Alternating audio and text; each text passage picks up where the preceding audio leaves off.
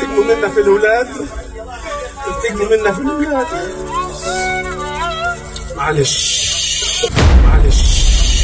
إنا لله يا أشرف وإنا إليه راجعون.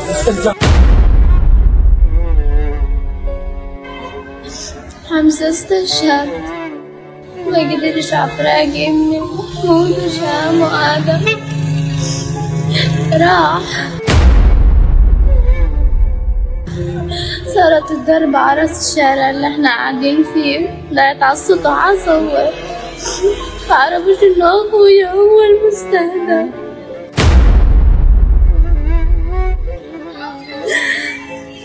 راح وسابنا، وعدنا بعد نكمل مع بعض. الحمد لله ارتاح. كيف يستقبل المرء فقدان فلذة كبده وبكره وكل شيء في حياته بعد أن فقدت بعضا من أسرتي، زوجتي وابني محمود وشام وآدم؟ كيف يستقبل؟ يجب أن يستمع ويرى كل ما يحل بهذا الشعب الفلسطيني. ماذا فعل لهم حمزة وماذا فعلت لهم أسرتي؟ هذا هو قدرنا وهذا هو خيارنا وهذه هي حياتنا على هذه الأرض وفي هذه الدنيا الفانية، ولا نقول إلا ما يرضي ربنا، فإنا لله وإنا إليه راجعون.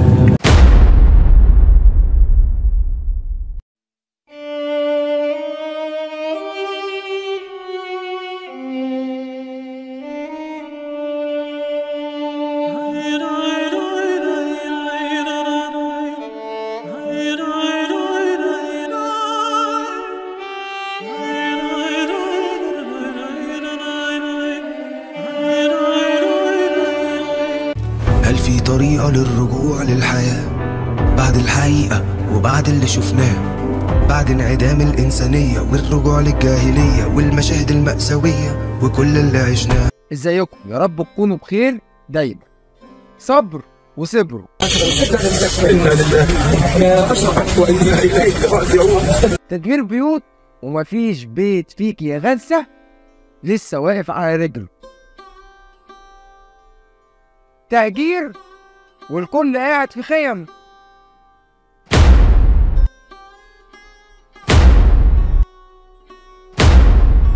غدر الطبيعة حتى دي كمان ما سلموش منها.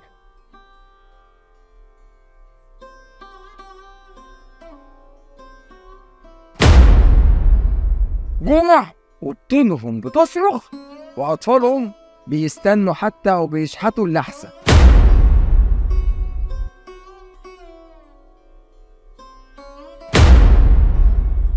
الكل سابهم وغدر بيهم. بلاد كتير حواليهم الاسم عربية والطبع صهيوني. أولادهم بيموتوا كل يوم وهم بيقولوا الحمد لله. الله يرحمهم، بس هي الشهداء الله يرحمهم، الله يقبلهم. ما تعيطش يا زلمة، أنت زلمة، كلنا شهداء، كلنا مشاريع شهداء، كلنا مشاريع شهداء. قل إنا لله وإنا إليه راجعون. اللهم أجرني في مصابتي واخلفني من خير منها. سامحوا ابن عمه، سامحوا، مالكم يا عم، شدوا حيلكم. أرض جهاد هذه وأرض رباط، كنا في سبيل الله. تشوفهم وتشوف حالهم وتشوف أطفالهم اللي ماتوا وفيديوهاتهم تعيط، لكن لما تشوف صبرهم وقوة تحملهم وقوة إيمانهم تعيط على نفسك. لو قعدنا نتكلم عليهم من هنا للصبح مش هنخلص، بس أنا هتكلم عن نموذج واحد يشبههم، شبههم، وأنت بتتكلم عليه كأنك بتتكلم عليهم كلهم. راجل بالنسبة ليا من زمن آخر يفقد مراته وولاده وحفيده الصبح ويروح يدفنهم وبالليل يغطي الحدث، ولما حب يرد على ما يتسموش قال معلش. طبعا كلكم عرفتوا احنا بنتكلم عن مين.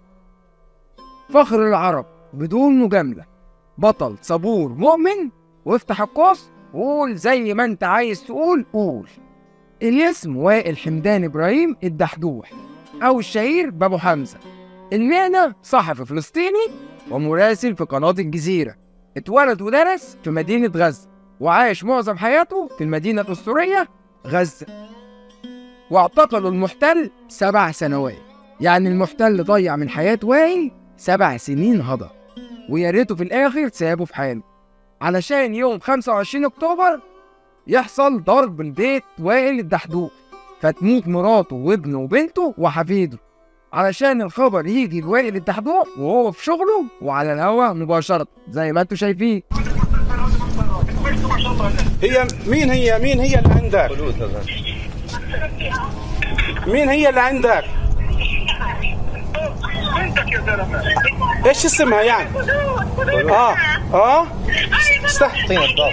استهدفوا المكان اللي عندكم؟ استهدفوا المكان اللي عندكم اللي انتم فيه؟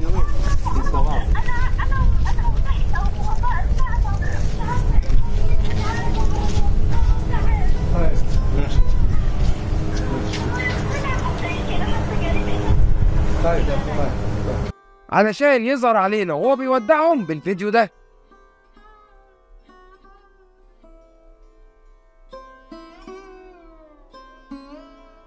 واخر الفيديو ينهي جملته المشهورة بالكلمة دي: انتقموا منا في الأولاد، انتقموا منا في الأولاد. معلش إنا لله وإنا إليه راجعون. الكلمة لو انت متضايق وحد قالها لك هتتضايق اكتر.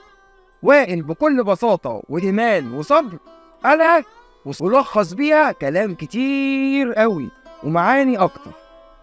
معلش وائل اللي عنده 54 سنة مش وليد اللحظة، ولا هو صحفي ترند اتشهر بسبب الأحداث الجارية في غزة، ولا هو برضه اتشهر عشان صحفي وماتله أبنائه ومراته.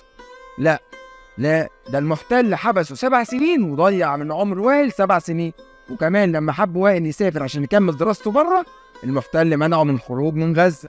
ومن أشهر فتراته في مجال الصحافة لما غطى الاجتياحات المستمرة من المحتل الغشيم اللي كانت على قطاع غزة، وكان بيتابع العمليات الاغتيالية اللي كان بينفذها الكيان المحتل ضد الشخصيات البارزة في فلسطين، وأشهرهم الشيخ أحمد ياسين. ونجح هو وزمايله الصحفيين في أوقات كتير زي الحرب الأولى الإسرائيلية على قطاع غزة سنة 2008-2009، وبرضه الحرب الثانية عام 2012، وصولا للحرب الثالثة عام 2014. إن الاستهداف الإسرائيلي طال وائل والصحفيين دايما.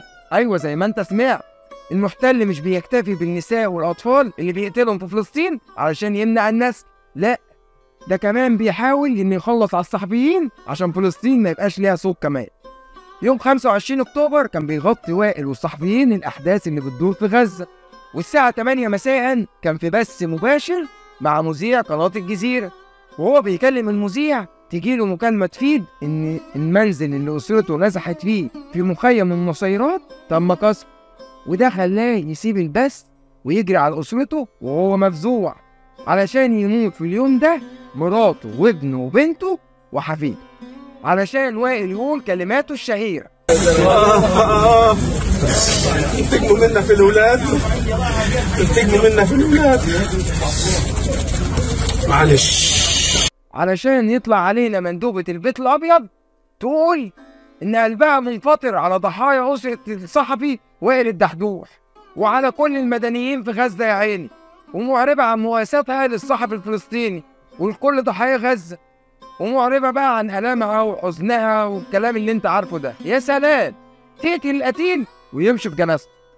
علشان يوم 15/12 ينصاب وائل الدحدوح هو وزميله سامر أبو دقة أثناء تغطيتهم للأحداث المؤسفة والمفزعة في غزة، الوقت اللي كان المحتل بيستهدف فيه مدرسة حيفا في خان يونس، علشان وائل ينصاب ويفقد فقيد جديد في حياته زميله سامر أبو دقة، علشان بعد 22 يوم من الحادث ده يصحى وائل الدحدوح على خبر ومصيبة جديدة، وهي موت ابنه الصحفي حمزة الدحدوح. يوم 7/1/2024 يموت الصحفي حمزة الدحدوح ابن الصحفي وائل الدحدوح أثر تعرضه لحادث قصف لعربية الصحفيين اللي كان يستقلها حمزة الدحدوح وزميله، علشان حمزة الدحدوح يفقد واحد من أولاده تاني.